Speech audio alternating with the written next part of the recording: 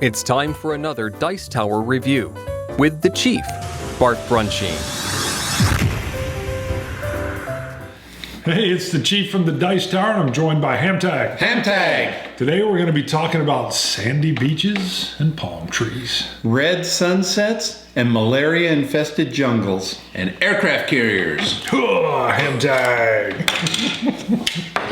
All right, if you haven't guessed, it's World War II Pacific, baby. We're going to the beaches, all right? And let's start with you as number one, Greg. Okay, my number one Pacific Front game is... Or five. Number five. Sorry. Number five game, yeah. My number five game on the Pacific Front is the Bonsai module from Up Front. This is the one that includes the Japanese counters, Japanese cards, and gives you the rules for fighting in the jungles and in the huts and things like that. So it also provided a complete design your own scenario system. But I like this game because it shows the different, at the micro level, the differences, the high morale Japanese, ready to do bonsai attacks, but they don't have a lot of firepower. So to me, this is just a short, concentrated dose of Pacific fight at a man-to-man level. The Bonsai module from Up Front, my number 5 Pacific game. Now that's painful for me. I'm going to a little bit of a tell here. I was going through an old box I had. I'd had that game. I bought it as a kid. I didn't have Up Front at the time, and I didn't know. And I was just cleaning out stuff. I found this. I'd realized as a kid that I'd mispurchased because I didn't have Up Front. And it was before I got back into wargaming, and I think I threw that away. Oh. I know. And now I'm stuck in the Up Front thing. You have Up Front? I went and got Up Front after I got back into gaming, after Ticket Ride came around. But I'm gonna, yeah. Well, here. No. This is my extra copy. There you go. All right, I didn't expect that. Well, thank you. All right, I'm no longer in pain. All right, bonsai. Well, thank you. Sure. I was completely, like I said, when I saw that, I went, I threw that away. Sorry. Okay, cool. No remorse anymore. My number 5 is Tokyo Express. It is a beefy solitaire game. It's it's like the Guadalcanal Area 42 when there was that big, Japan was still a major threat. The U.S. did not own the seas yet. And there's a lot of fog of war thrown in there. You're managing chaos, and it's just a very solid solitaire system. It is beefy. I haven't played it in years. It's currently boxed, sorry. But great solitaire game. There are a lot of people I know that will knock on it just because unless you're really into that sea conflict, a lot of people say you're going to get more bang from your buck from other solitaire games. That's the sea part, right? Iron Bottom Sand and all that stuff. Yes, yeah. The fog of war is, and I didn't even know it until this, the Japanese rushing their naval forces out, and that's, I believe, where it got the name the Tokyo Express was coming. So you've got to get ready for what is coming and how you're going to prepare for that, and it gets down to the minutia of the guns and the torpedoes. Because I've got a copy from an estate sale, but I've haven't popped it out yet. Do you know how this compares complexity again for sea, like to things like Silent Hunters or? That's interesting with the brand new. I haven't played Silent Hunters, okay. But I know that's extremely complex. Right. It's based on the solitaire at the time. It was probably the most, I think it's like a 46-page rule book, which is nothing for ASL and everything, but that's one section, right? Yeah, I know. Yeah, that's just like bunkers. So, but it's known for being one of the most complex solitaire games of the time. Great. I don't know how to compare modern. Okay, my number 5 is The Fires of Midway, 2010 by Clash of Arms. I don't know if this is in print or not. I think it might be. Anyway, Stephen Cunliffe's the designer. It's the second game in the War is Hell series. The first one's Hell with Stalingrad. This one is leaps and bounds better. If you played it, this is a big step up. I actually started with this one. It covers the carrier battles of 42. And it's Eastern, Solomon, Santa Cruz, Coral Sea, and Midway. It's just got really, you have cards, lots of dice. I mean, buckets of dice. This thing's really about it. But I mean, it almost has like this little Euro thing going with how you manage your carriers, whether you're working on damage control, launch and turn it into the wind. You assemble your groups, which ones you're sending out. You have to go through the cap. You take on the ships. The game takes about an hour for the Coral Sea, closer to 2.5 to 3 for Midway. A whole lot more stuff going on in that one. But beautiful game. One of the best rulebook layout systems and playbooks. There's aids on BGG. If you can't figure this game out, you can't read. I mean, he lays it out. I do this. I roll this dice. I got this. Someone How out easy there it that's can very be. mad at you right now. They're like, I couldn't figure that one out. Yeah, I guess I won't be able I to can't read. even read. I think there's a vassal module. Let me know. I'll play you through it. Judd Vance, BGG, Air Judd. Hey, I'm a simpleton, and Greg can tell you he's helped me with Wilderness War, Paths of Glory system. I struggled. This one's the easiest game I ever had because, like, there are pictures, circles. It's like outside of the designer being there, I can't see it being any easier. So he did a bang-up job with this. Oh, one more thing that's really cool in there. It almost feels like a Kickstarter thing, but this wasn't Kickstarted. If you've seen the movie, The Final Countdown, I think it came out in '79. The Nimitz carrier goes back in a time hole to December 6, 1941, and they have a chance to change history. You can play that. You get the Nimitz, you get their fighters. It's a one-sided slaughter. It's incredible, you can imagine. But it's kind of fun to look at. I mean, it's quirky because how many times do you get to do that? So that's thrown in there as a bonus. So that's my number 5 game, The Fires of Midway. Let me ask you about, you said the Midway scenario is bigger. Is that because of Chrome-ish rules or because of more forces? More forces. Okay. I mean, you got 3 carriers and Midway on one side, 4 carriers in the other. I think 4 heavy carriers, and they're not using the lights.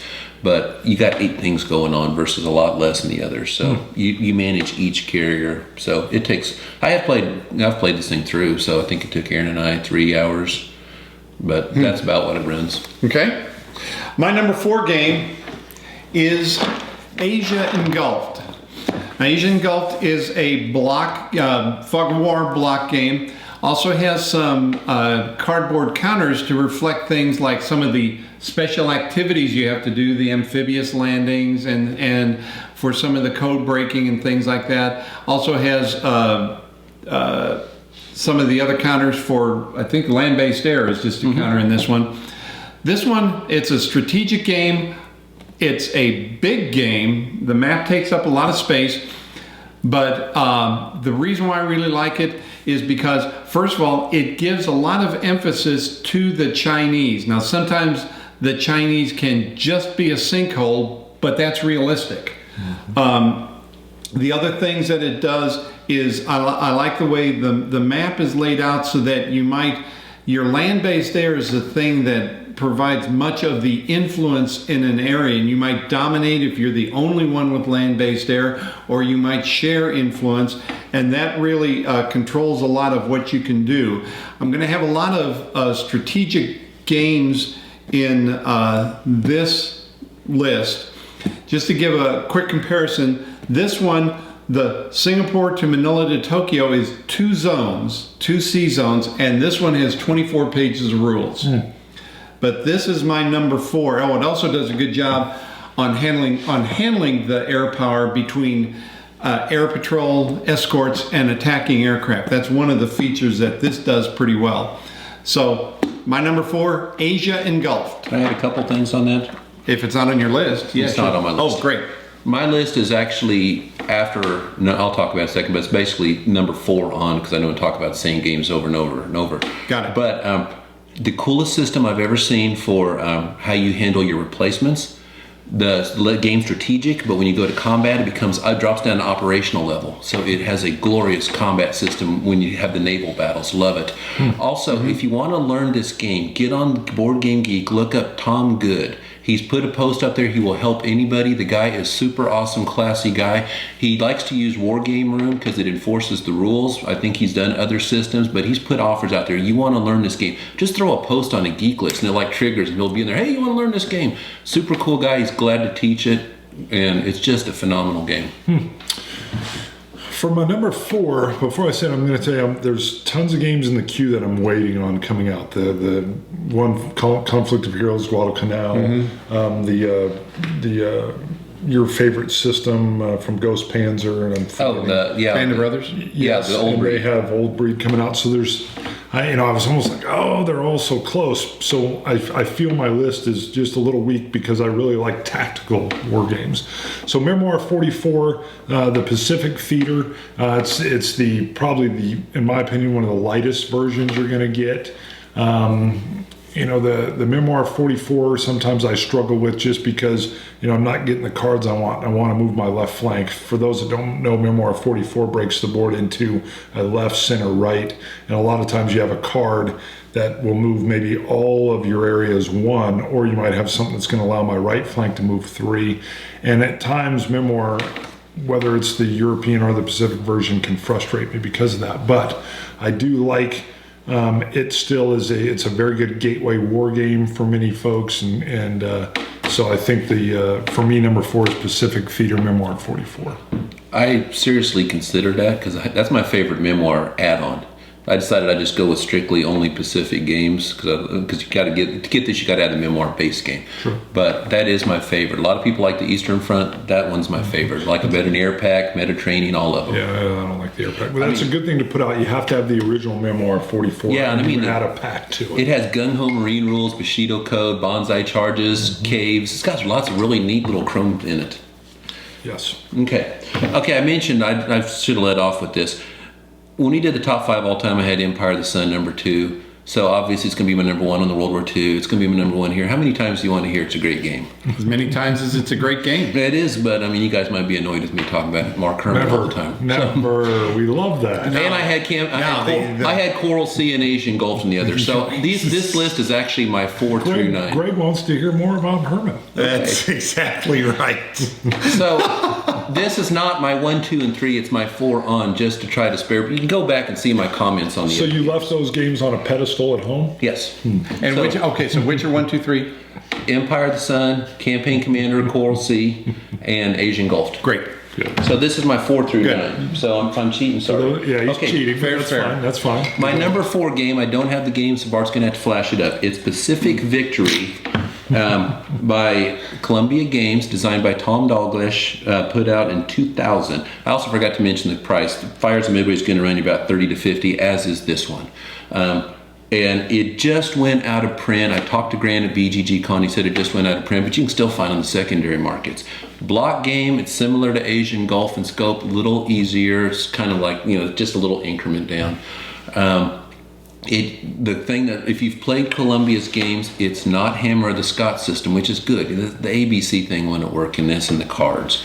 It's also not East Front, where you're activating headquarters. The combat system is very cool. It's Pacific Victory, Victory the Blocks of War system. But it's Victory the Blocks of War in a historical setting is what it really is. And where it shines is there's a certain order to how units fire. Some of them, but it's broken into air, naval, and ground.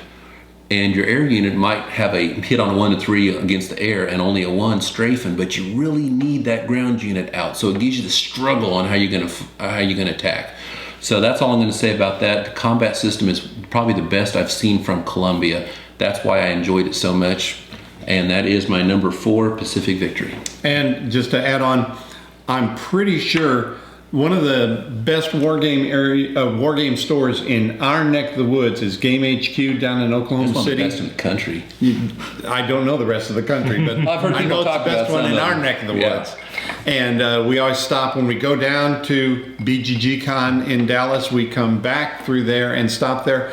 I think I saw a copy. You talked about it maybe being out of print. I think I saw a copy of Pacific Victory there. So if you're really hankering to get it, that might be a good possible source. Oh, this game also does have, just like Asian Gulf, it does have India and China in it. It doesn't have it broken into communists and nationalists like Asian Gulf, but they are both in there. When you can try to go for those if you really want to, it becomes a sinkhole just like this. So they did that well. Okay, my number 3 Pacific Front game is Fire in the Sky. Now this is another strategy game by Tetsuya Nakamura. It's part of the MMP International Game Series. This one, again, it's the whole war. The factors in this that make it interesting to me is your naval forces end up deploying to their bases, and then they've got operational movement to actually get into combat. This breaks apart with only a few pieces. It breaks apart into carrier task forces that are basically hunter-killers, and you've got bombardment task forces, so that's how you have to do the amphibious landings. You have a reaction with naval units, a little different from Empire of the Sun, but there is an ability to react. Then you have to redeploy back to your forward bases. You've got, of course, amphibious landings within limited range from the land-based air. Has one of the coolest box covers. Yeah, I was going to say, this is the coolest minimalist box cover. I was going to mention that. I mean, Right. it's just Right. really Oh, neat. yeah. Again, so this one plays a little shorter than Asia and Gulf. I will say, learning this system was a little more difficult. What my buddy, he and I do a lot of stuff, what I had to do a couple times is go through the example of play step by step, because this uses oil as a factor and it uses quarter points of oil. So this is a little, took me longer to learn. Again, to give you a scale factor, there's between Singapore, Manila, and Tokyo, there's 4 big hexes, but this one only has 15 pages of rules. So this is my number 3 Pacific game, Fire in the Sky by MMP. My great regret, and I'm not trying to pump you for a game. God dang it. Did you throw your copy No, I away? didn't. The Game HQ, Oklahoma City, they had that on the used shelf for I think $25, and I wasn't sure. I'd heard there's a really good game by a Japanese designer, and I wasn't sure. You wasn't I sure that passed was it it? up and got back and asked the guys in the Geek, and they said you could have probably got it and sold it for $100 back then. And I was like, either way, it would have been great. But I've Greg heard has 5 copies. But they're shout out to the Game HQ and my they're great. already promised Yes. to people who don't love Mark Herman. Who doesn't love Mark? Mark Herman's like Santa Claus. Who doesn't love Santa Claus? I'm not even going to Be open a it. communist not to love Mark. And you're up. Number 3, I do not own. I got it in a little partial play once. It fits this perfect. I actually do want to buy it. It's from GMT. It's Combat Commander Pacific. It was the second game in the series. Did they have the Mediterranean come out? Or Yes, was this? Med was before. Okay, so then this was the third.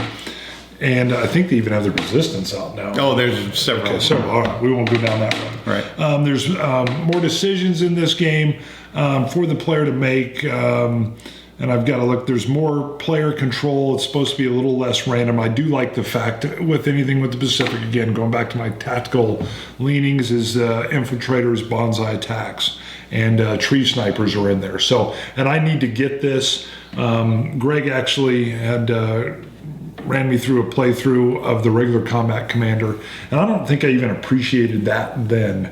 And when you explained in one of our other past reviews that it's more like, think of it more as Close Combat, the TV series, I think is Combat, or, you're right. or Combat. Right. Sorry, Combat. Big Marvel. Yes, with Right. Vic Morrow, and I think I wish I would have done that then, because Right. I think I expected something different. But Combat Commander Pacific.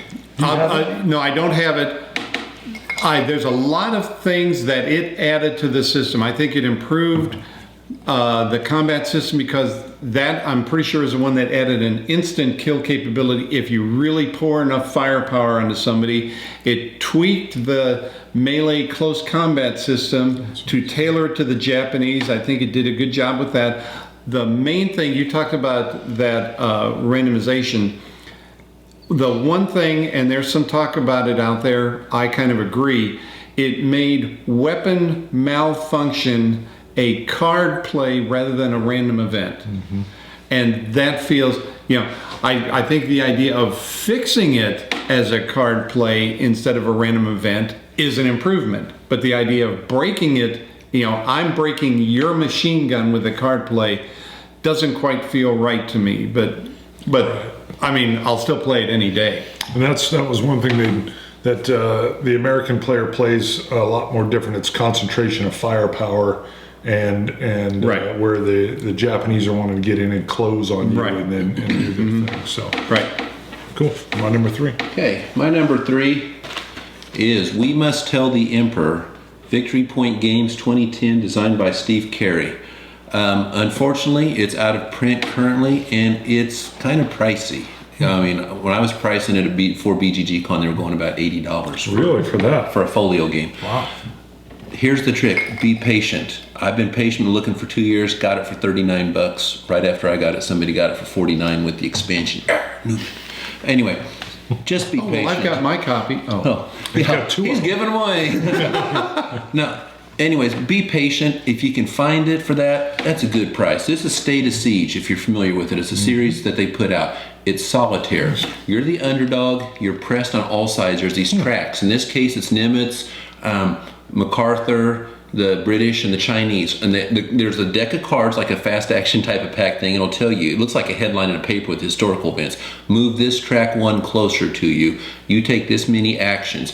Now, unlike other State of Siege games, you also manage 3 resources: Army-Navy agreement, oil, and prestige.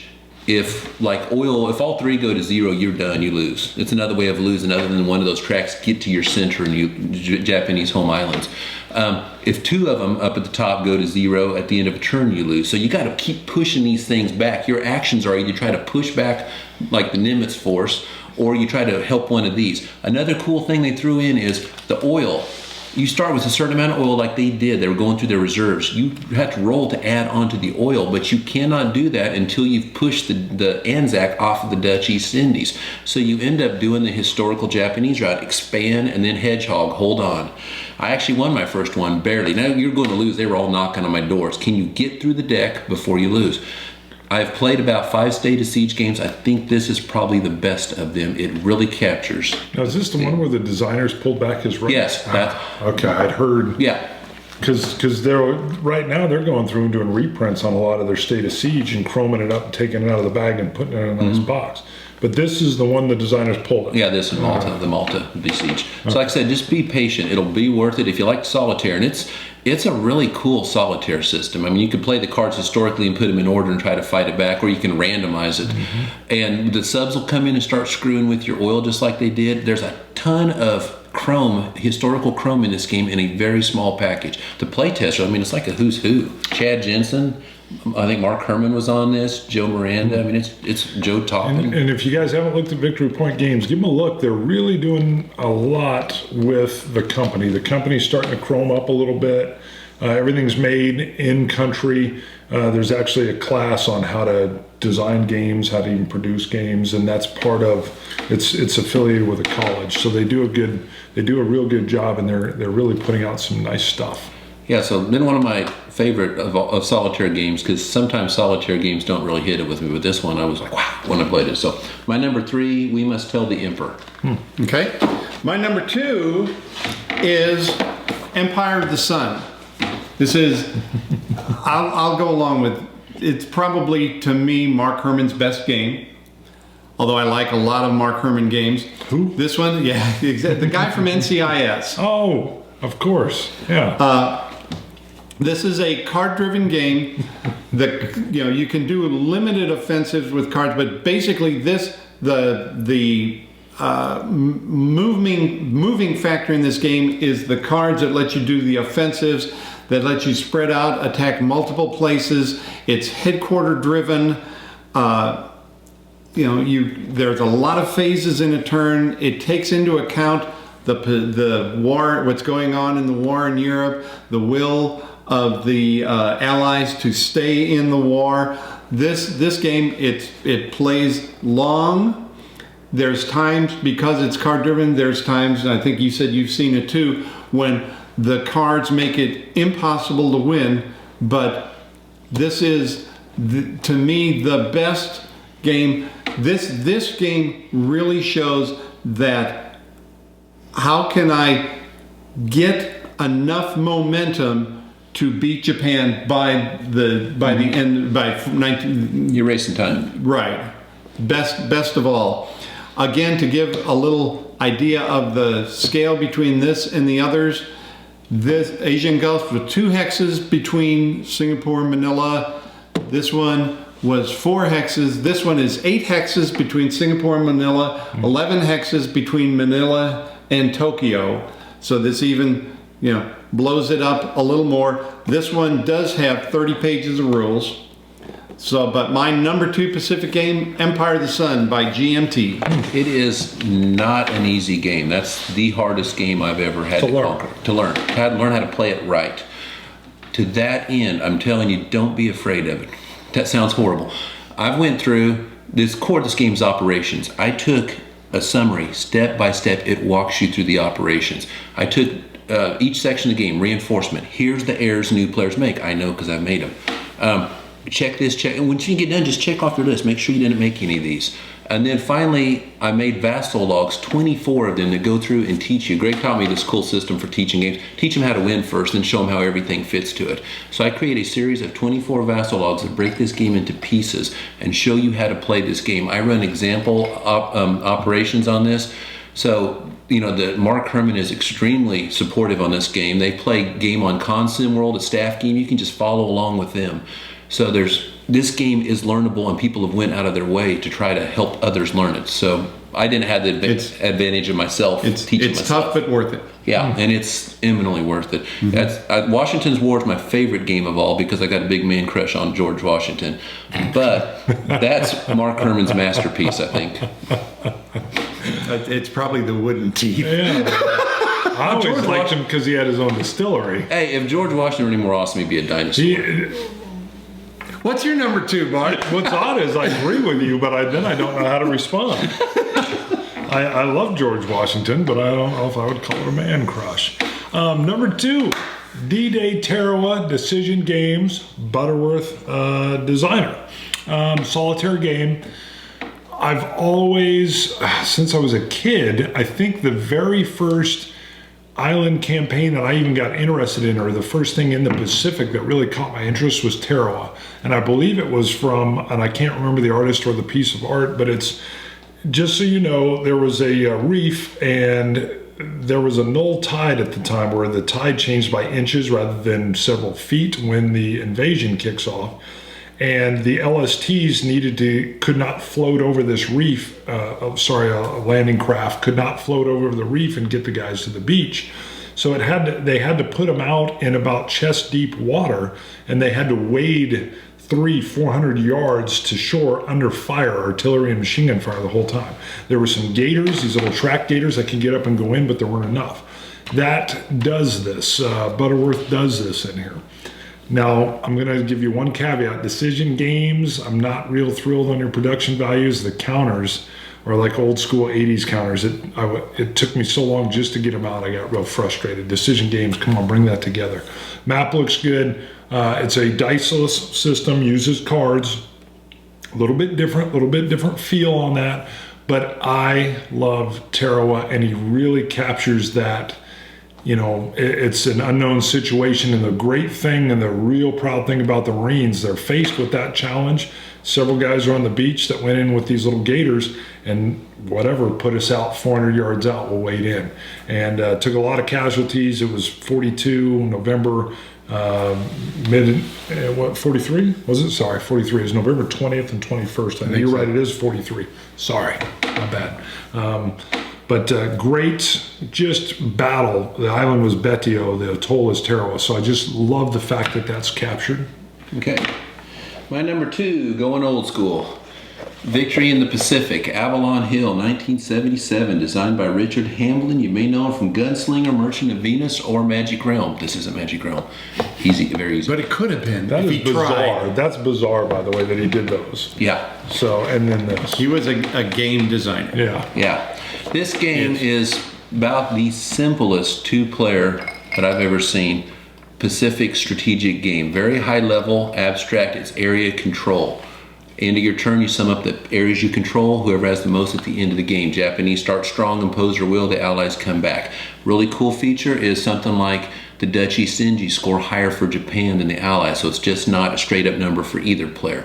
The mandates, the Australian mandates that kept the Australia to Hawaii line open. That's more important for the Allies. The battle system is the very definition of bucket of dice. It does have Marines in it. It has land-based air. I think it might have been the first game to use the concept of the strategic movement versus battle movement. And you go out, you react, you go back to shore, which is using Empire of the Sun and Asian Gulf. Right, they call them raiding and patrolling. Patrol, yeah. Right. But I noticed after I played this, I saw the other games kind of using a similar system. Maybe SPI put some out for this, I don't know. But it takes about 3.5 hours. It's not a short game, but it's an easy game. It's only got 3 pages, I think, of rules, or 4. So it's not a complicated game at all, but it captures that Pacific in a very simple package, and it has aged better than most of the Avalon Hill games. I think this is the year Squad Leader came out. It's a heck of a year, 3 games at once in '77. But this one has aged a lot better than its peers from the '70s. And you can find it. It used to go for a bunch, but my friend Aaron told me it's been a buyer's market lately, and he's right, because I checked it. This thing's going for $15 to $30, so really no reason not to be able to grab this. Victory in the Pacific, Avalon Hill.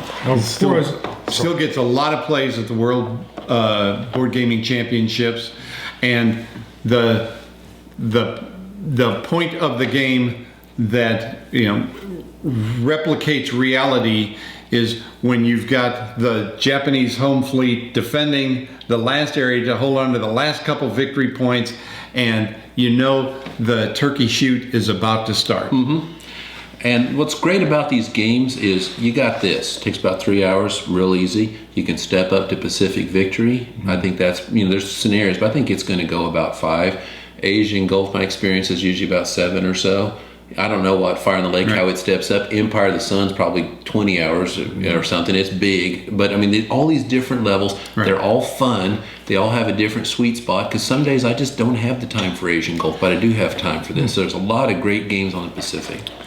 And the thing I like about the strategic Pacific games is the ebb and flow on both sides. Mm-hmm. It's, I'm getting pounded on for a while. Now I need to really pound on you, and vice versa for the Japanese. At what point do you say, okay, I've done enough damage, now I want to hold on? Yeah, go out and hold the hedgehog. Expanded hedgehog. Right. They all do a good job of that. Did I miss Butterfield is the designer? I didn't say Butterworth, did I? No. Thank God. Sorry, I crossed my mind. Mrs. Butterworth. Yeah, all of a sudden syrup was popping in, and I was thinking, please tell me I don't need to fix that. Sorry. Okay, so number 1. My number 1, I brought the box for Blood Reef Tarawa, but my number 1 Pacific Theater game is Advanced Squad Leader, of course, because it brings in all the differences for Pacific terrain, that you can't get as much firepower involved. If you're, it brings in kunai grass and bamboo and jungle and heavy jungle and all those things. Plus all of the rules bring in things like the Imperial Japanese Army, their resilience. These guys just keep coming. You can bonsai with them. They'll take damage, but eventually they'll get to you, and they're going to be attacking you.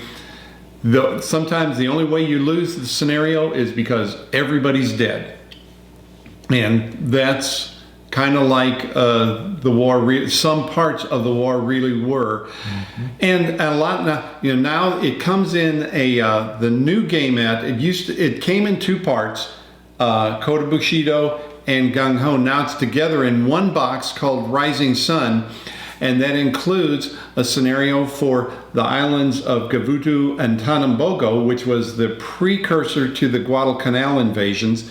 There's this one that's on Tarawa. You can fight over part of the island, or you can fight over the entire island of Tarawa and do the landings that Bart was talking about. So for me, the number 1 experience for Pacific tactical battle is Advanced Squad Leader. Yeah, actually, and this particular game was one reason I was wanting to get, when I started to get back into war games long ago, this was one of the reasons, and you had to have ASL, Yanks, Kota Bushido, and Gung Ho just to play this, and I remember thinking I'm going to have to find that. And great battle. My number one, no surprise, and this kind of hit a different list for me for the Pacific, is Battle Hymn, which is a standalone game from Ambush. If you remember, Ambush was the solitaire version where you're just leading a squad of 8. Battle Hymn it's not a module, it's a standalone, but it's the exact same Ambush system, just in the Pacific.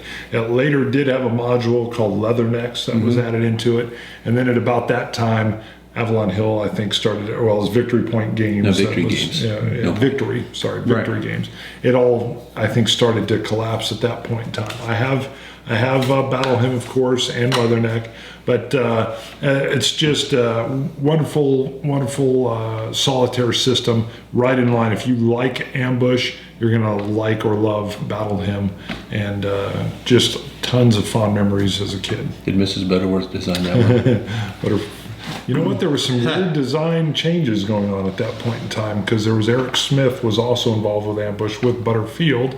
And I want to say he was a designer on Battle Hymn as well. But it started to get weird is that I think he stepped away from the system after a while. Okay. So. Well, my number one is Pacific War Victory Games. 1983, designed by Mark Herman, known in the Roman days as Maximus Awesomeness.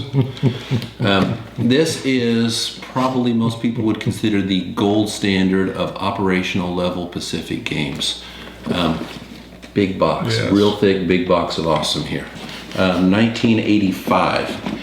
It has, now a lot of people don't believe this. You see lots of comments, it's too big, I got scared, I ran off. I read the rules, I was playing it one day. I'm a simpleton. I do not believe you. Yes. It's not programmed instructions, but it's it's programmed scenarios. You don't have to sit there and read the 56-page rule book. Almost half of that's dedicated to the campaign stuff. He has 5 encounter scenarios. They're basically solitaire, he says 15, took me about 45 the first time I played. Pearl Harbor, they teach you aspects of the game, how to do an airstrike, how to do a naval battle. Then they get in the battle ones, Coral Sea, there's 8 of those, Coral Sea, Midway, things like this. Then if you want to expand, you can go into the campaign section, knock out the last 24 pages of rules, and then he has limited campaigns like the Guadalcanal campaign, Philippines. And then if you're a glutton for punishment, you can play the whole stinking war. He wasn't designed for this. It was the era of the monster game. It's kind of expected. He said he only played it a couple times himself to make sure it all fit together. Suggested you only play it if you're in prison. If you want to play strategic level, Empire of the Sun, and these other games, but this isn't really what it was for. But you could, if you're so inclined to do this. But this game is really easy to get into. He has one of the best examples of play in this thing. Plays the entire Coral Sea scenario step by step, takes pictures. That's how I was able to play this in one day. I just went through and it's like, wait a minute, I just find something I just read till something didn't make sense. Like, wait a minute, searching 5 hexes, the unit only has 8, 4 out, 4 back. I went back and I looked at the section. It's like, read that little section. I learned it piece by piece. And this was really easy. Plus, Victory Games, I think, had the best rule books. I mean, it's just something about them. The format, the wording, the spacing. Plus, Mark Herman just writes beautiful words. I mean, they hit you where you live. I mean, they tear up because of the poetry, you know. When did this come out? 1985. Now, here's the thing about it. I have that. It's going to run you, if you just can't wait, you got to have it now, it's going to run you about 40 to 70. The reason why it's went down, it used to be a $100 game. It was a grail game for me for a long time, is it's up for reprint. So With who? Yeah, Nuts Publishing. Okay. And I wrote his epicness a couple days ago to get the latest scoops. And he said it's coming out this summer. The artwork, and guys, I hope I get this right. I've worked all week on it. The artwork is being done by Olivier Revenue. I hope I got that. If not, I don't speak I French. thought you were Sorry. going to say something about awesomeness. No, he's the guy behind Battles Magazine. If you've ever seen it, it's gorgeous. And I mean, so I was like, wow. Plus, Mark Herman used to work with guys like Mark Simonich, so you figure he has a pretty high standard. He said the artwork's gorgeous. I'd love to see it. Now, originally he talked about taking the big monster campaign and adding strategic will like Empire of the Sun has in it. So I thought it was only going to be held to that, but he said now he's starting to mess with that. He's made changes to the operational level too. All the artwork on the map and the counterwork's been redone. Like I said, Nuts Publishing coming out this summer. So that's Pacific War. So if two people know that game, what's the right level? What's the most enjoyable playing experience? Which level of game do you think? The battle scenarios. Now, the engagements are just teach yourself how to play the game. I think Pearl Harbor is too fun if you're the Americans. That's, Okay. They go about 2 hours. The campaign game, the smaller campaigns, Guadalcanal knows, they start at 3, they go to 24. So that's What's the most enjoyable gaming experience, do you think? For me, it's the battles, because I don't want to take that next jump. Got it. Then if you want to play the whole thing, he says 95 hours to play that thing. That's interesting with the reprints. I'm happy to see. Has there been, maybe we need to do a show sometime on war game reprints, because there is a slight, it's starting to happen on some of this. Do you know of a lot of good games that have gone out of print that you wish were coming back? No. Other than what ASL's doing, though. But I don't care if they come back because I've already got them. Yeah, that's true. You got them. But I should have gave a shout out earlier. Empire of the Sun is GMT it's at the printers, I believe he told me. So it's coming out this year. So if you can't, it's going to go for a bunch if you can't wait. But the reprint is coming out. You can wait. Just wait. There's no rush, unless you're a completist like Greg. Yeah, exactly. But I don't feel mad love for I take all that back. Yeah, I'm taking back the dig. I've got Bonsai now. I should never dig on him again. We're going to make fun of you with Mark Herman now. What? I only speak truth. All right. Okay, before the end, if people see this, provide comments. When I was down at BGG-Con this past November, I got a copy of East Wind Rain, which is another strategic Pacific Front game by Mark McLaughlin and sorry, I can't remember, Daniel. And I picked it up. I've heard good things, I've heard bad things. So if you provide any comments back on this, let me know what you think about East Wind Rain. It's supposedly got counters for every capital ship in the Pacific Front. So East Wind Rain. Sounds like that War in the Pacific game. Have you ever seen that beast? Yeah. I tried to pick it up. I was like, oh, right. I wasn't ready for that. Yeah. I didn't add, and I said my number 1. Technically, like I said, my number 4. But Right. Thanks for the clarification. HAMTAG! HAMTAG. We're out of here. Yeah.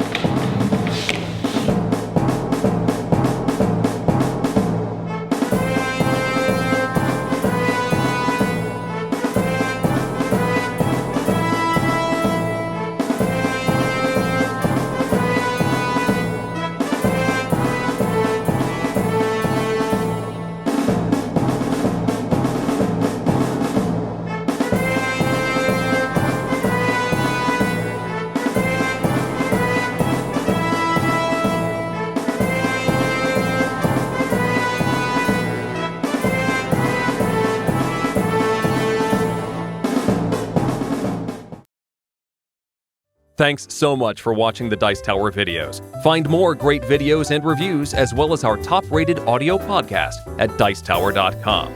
You can also find other great shows at Dicetowernetwork.com. I'm Eric Summerer, and you've been watching The Dice Tower. The Dice Tower is sponsored by Cool Stuff Inc., where you can find great games for great prices. Cool stuff in stock. Check them out at CoolStuffInc.com.